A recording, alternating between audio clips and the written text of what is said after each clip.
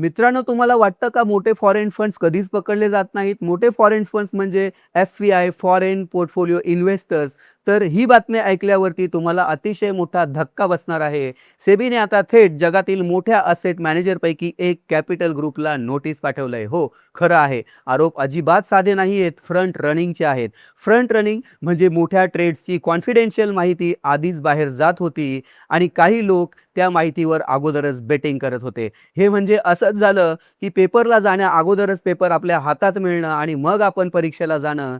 कारण सामान्य माणूस चार्ट बघत बसतो आणि दुसरीकडे काही लोक त्या ट्रेडमध्ये अगोदरच सुरुवात करतात. त्यांना अगोदरच त्या ट्रेडचं डायरेक्शन माहिती असतं. सेबीच्या प्रॉबमध्ये रोहित सालगावकर आणि केतन पारेख नेटवर्कचा कनेक्शन सुद्धा मेन्शन झालेला आहे. आणि लक्षात ठेवा, ही गोष्ट अजिबात छोटी नाहीये. ही कंपनी अजिबात छोटी नाहीये.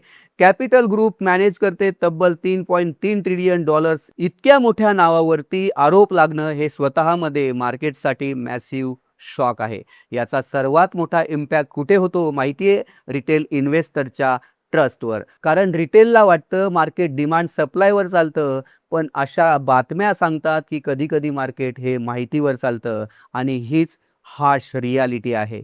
मार्केटमध्ये सर्वजण ट्रेड करत नाहीत, तर काही लोक गेम आधीच समजून खेळत असतात. आता फायनल ट्रूथ इन्व्हेस्टिगेशन नंतरच समोर येईल. पण एक गोष्ट क्लिअर आहे, सेबी आता मोठ्या-मोठ्या नावांनाही सोडत नाही. अशा रॉ आणि रिअल मार्केट अपडेट्ससाठी लगेच आमच्या चॅनलला फॉलो करा, सबस्क्राईब करा. कारण मार्केटमध्ये दिसतं त्यापेक्षा लपलेलं जास्त असतं.